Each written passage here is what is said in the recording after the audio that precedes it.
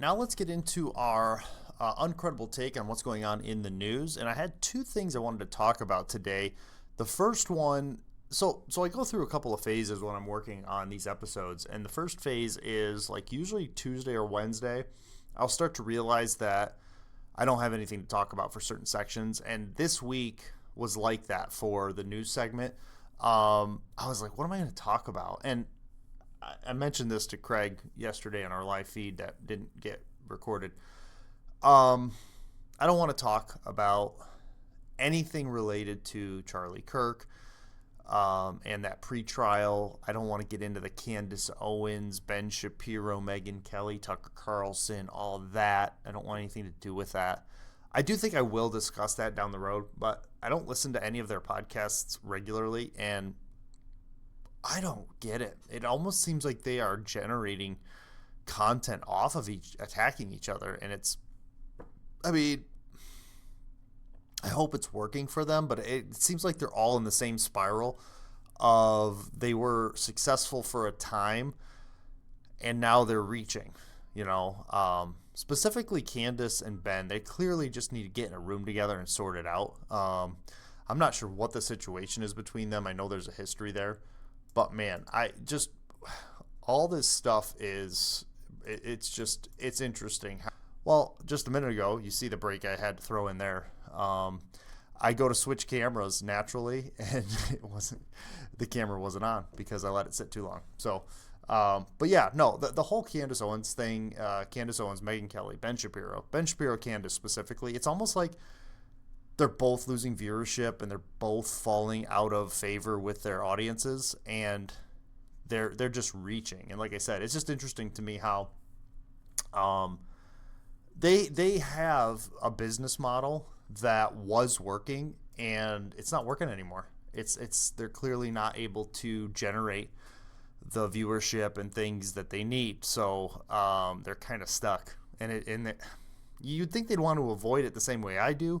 But like I said, I will talk about those subjects in the future, but right now I'm just not interested in it. Part of the reason I'm not talking about it is I'm not as invested in those subjects, the Charlie Kirk, etc., the breakup between Candace Owens and Ben Shapiro, just not interested in it. So anyway, the whole point of this conversation was I was struggling to come up with something to talk about. And then I wrote in my notes, these two things I wrote about were the death of Lindsay Graham and Mitch McConnell's. So like the weekend, the news going into the weekend and coming out of it was really weird because I think it was at the end of last week, we were hearing that Mitch McConnell was found unresponsive and Mitch McConnell might not make it. And there were even rumors that he had died. Then somewhere along the way, he's fine. In fact, I haven't even looked this up. I probably should have. That's how uncredible I am. I believe by Monday, Mitch McConnell was, they had put out statements saying he was sick, but he's fine and he's still going. But at the same time, we get news that Lindsay Graham, who had none of those issues leading into the weekend, had passed away. And the conspiracy theories started to fly about Lindsey Graham and his passing and the suspicion, I guess he was over in Ukraine, whether or not there was some foul play there, who knows. I didn't get that deep into it, but I will say the reason I wanted to talk about this initially was, and I've brought this up before in other podcast episodes, but we have in the United States of America specifically, we have an aging political class. Like I mentioned like 2 or 3 weeks ago that the time of boomers in leadership is coming to an end. And one aspect of that, those boomers being in leadership for so long, is this concern where we kind of need to get used to politicians passing away in office, like while they're in office, and dealing with that, because that's going to become a regular thing with all these people in office who are at the age that they're at. And it hasn't really been, thankfully, it hasn't been an issue in the U.S., but it's got to be an issue going forward.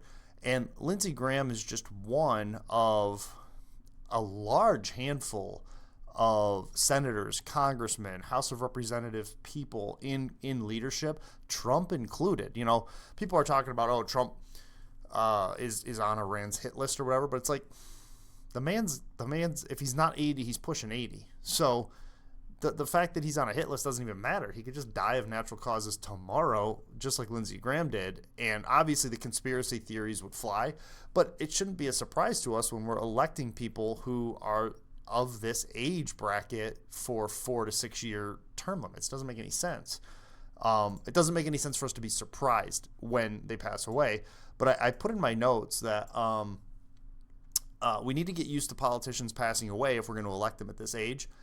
And I put, this is one of the arguments I have for term limits. Now, some people are against term limits. I think there should be term limits, and I actually think the way that the term limits should work is I think it should be based on the average age of Americans, like the average age that an American passes away. I think that should be the standard by which a term limit is established. And so you could do that state by state too if you want to do an average of people who live in the state.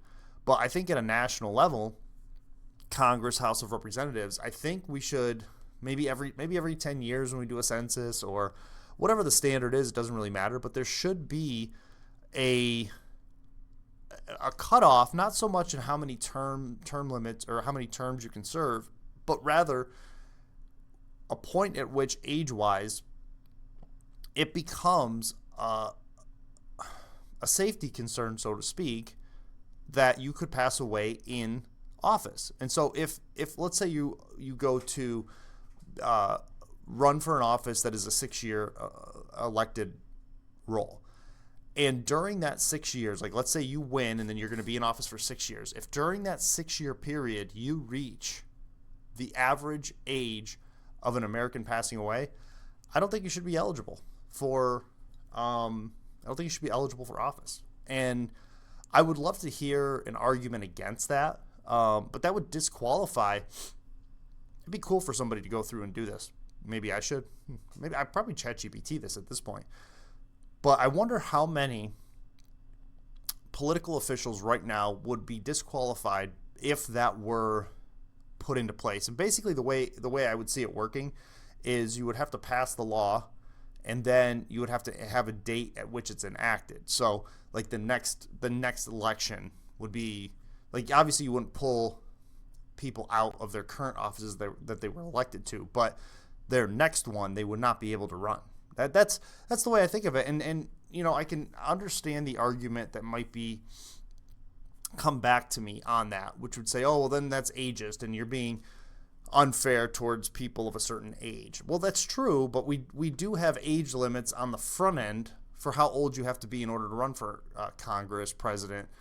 Those age limits exist on the front end. So yeah, I mean, I don't understand why we don't have that bracket for national security reasons. And, you know, it's not only the fact that they could die in office. That right now that's a real concern, because a large portion of our political class could pass away like in 1 year. Like 1 year you could lose like I'm saying a large portion. I don't actually know, but I just in my head have this picture of how many are past the age of average age an American lives, and it's not good. But I put if long-term politicians die in mass in a short period of time, it's going to create a dangerous gap in leadership in our country that it's tough to fill the gap, first of all, but second of all, it also creates I want to say an intellectual gap, but a gap in how things run in general. Like we're going to talk about it in our main topic here in a bit, but when someone gets a promotion or gets into a job who's never done that job before, it's nice to have some sort of transition into that leadership. Well, if you have politicians pass away in mass, that becomes harder to do successfully, because the knowledge that they possess no longer exists. It goes with them. Now, obviously, there are staffers and that kind of thing. So maybe I'm overselling it, but my thought on it is you really create a gap that could be a problem at the political level, which then becomes a national security issue, because we don't know how to interact with certain aspects of our government, and then we have to kind of like relearn it. But maybe there's guardrails there for that. I don't know. But my thought on the term limits and specifically the aging political class here in the U.S. is this is something we're going to have to get comfortable with and used to, unfortunately, if we're going to keep electing officials who are during their term, serving the term that they've been elected for, if they reach the average age of someone passing in the United States of America. So No quit, no quit, no quit. Building their wall, while they talk about us, all they talk about us. Educated, experienced, still not credible. So we embraced it. Now we're uncredible.